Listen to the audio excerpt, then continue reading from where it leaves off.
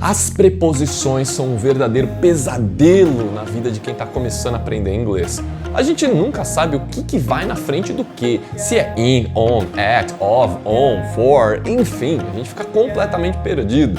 E é pensando nisso que eu decidi gravar uma série com 3 vídeos falando sobre preposições para tentar resolver esse mistério, solucionar esse problema para você de uma vez por todas. E aí? Tá preparado? Ficou interessado? Então vem comigo.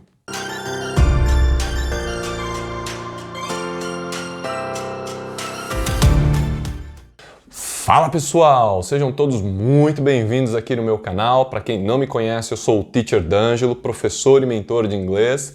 E hoje eu quero falar sobre preposições, aquelas palavrinhas que tiram o sono de muita gente. Bom, para começar, as preposições não tiram só o seu sono, eles tiram o sono de muitos alunos que estão começando a falar inglês ou até mesmo daqueles que já falam inglês, já estudam há algum tempo. Eu mesmo tenho vários alunos que têm muita dificuldade com esse negócio. Então, por causa desses alunos, eu acabei desenvolvendo ao longo dos anos algumas estratégias que vão facilitar a sua vida. A primeira coisa que a gente tem que aprender sobre as preposições é que eu vou dividir elas em 3 grandes grupos e é por isso que eu criei essa série aqui com 3 vídeos. Os 3 grandes grupos são preposições de tempo, preposições de lugar e preposições que acompanham verbos. Elas estão ali simplesmente para complementar o verbo sem mudar a sua tradução. Beleza?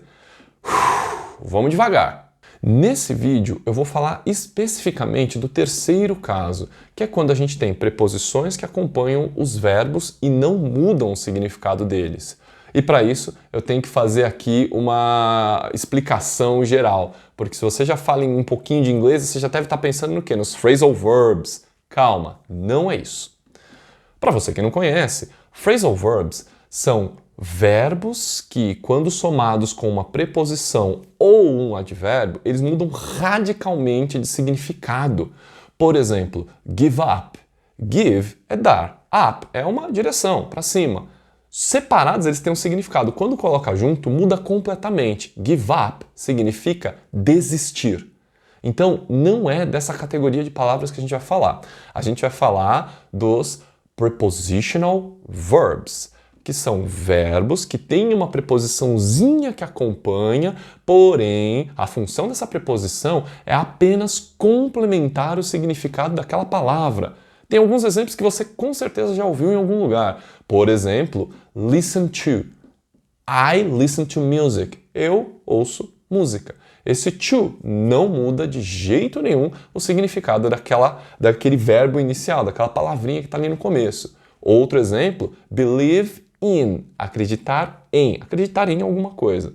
Dito isso, eu vou pedir para você ficar até o final desse vídeo, porque eu tenho certeza que o bônus que eu vou trazer no final vai fazer a sua cabeça explodir, vai te facilitar demais entender esse primeiro conceito com as preposições. E também, claro, eu tenho que te pedir para você se inscrever no canal, ativar o sininho, fazer aquela coisa toda, porque tem muito conteúdo bacana chegando aí. Legal? Então, vamos nessa! Eu separei aqui dentro dessa linha de prepositional verbs alguns exemplos que eles são bem comuns no nosso cotidiano e vai te ajudar a começar a desenvolver o hábito de memorizar o verbo mais a preposição que acompanha ele. Por quê? Quando você faz isso, você ganha tempo. Você já vê o verbo ali e já percebe se tem algum complemento que geralmente caminha junto. E aí, em vez de você ter depois que ficar pensando, ai meu Deus, que preposição, como que eu complemento, isso já vem junto para você. E aí, quando você estiver lendo um artigo, ouvindo uma música, você já vai começar a reconhecer essa informação. O primeiro exemplo que eu vou trazer para vocês, o número 1 da minha lista, é o famoso listen to. Por exemplo, I listen to music every day. Eu ouço música todo dia. Percebe que o to aqui, ele nem tem uma tradução. Ele está ali só para complementar aquela ideia do verbo. Então você não precisa ficar se descabelando. Ah, mas o que significa aquele to? Calma. Ele é um complemento daquele verbo que complementa essa ideia. relaxa e você vai ver esse to acompanhando o listen tantas vezes que ele fica natural. Você não vai ficar mais depois questionando horas e horas o porquê que tem aquele to ali. Um segundo exemplo que eu quero trazer para vocês hoje é believe in. I believe in your skills. Eu acredito nas suas habilidades. Esse believe in é que você tem que prestar atenção. Eu acredito em alguma coisa. Posso falar believe on? Nesse caso, não. Por mais que pareça que tem várias opções aqui que cabem, o mais correto é in. Então, believe in. Vai memorizando isso. O terceiro verbo da nossa lista, rely on. Contar com ou depender de alguma coisa ou alguém. Por exemplo, you can rely on me. Você pode contar comigo. Número 4, um outro verbo que é muito utilizado e a gente sempre acaba esquecendo de complementar ele com a preposiçãozinha. Talk about. Falar sobre alguma coisa. Oh, let's talk about you. Vamos falar sobre você? E aqui o legal do talk é que se você disser talk about, ele significa falar sobre alguma coisa, conversar sobre alguma coisa. Se você colocar o to, significa falar com alguém. Talk to me, conversa comigo, né? É uma troca. Essa eu acho que é uma das maiores diferenças entre o speak e o talk. O talk, você tem obrigatoriamente um vai e vem. O speak, às vezes eu posso só falar e a pessoa ouve. Eu falo com um público, com uma audiência, por exemplo. O quinto verbo da nossa lista é o think of. Esse verbo, o verbo think, na verdade, ele pode ser acompanhado por duas preposições, of e about. Vamos falar um pouquinho sobre as duas. Think of eu uso quando eu estou querendo gerar uma imagem na minha cabeça, quando eu estou trazendo alguma coisa de fora para dentro. Por exemplo, can you think of a good solution? Você consegue pensar em uma boa solução? Olha a diferença quando eu uso about. Por exemplo, I need to think about a good solution for you. Ou seja, eu preciso pensar, eu preciso refletir a respeito de uma boa solução para você. Então, quando eu uso o about, eu estou falando sobre uma reflexão, e o outro, quando eu penso em uma imagem um pouco mais geral. Beleza? O sexto item da nossa lista é o look at, que significa olhar para. Oh, look at me when I talk to you. Olha para mim quando eu falo com você. Por exemplo, he's looking at the wall. Ele está olhando para a parede. Mais para frente a gente vai ver que na frente desses verbos, principalmente do look, se a gente começar a colocar várias preposições, ele muda radicalmente de significado.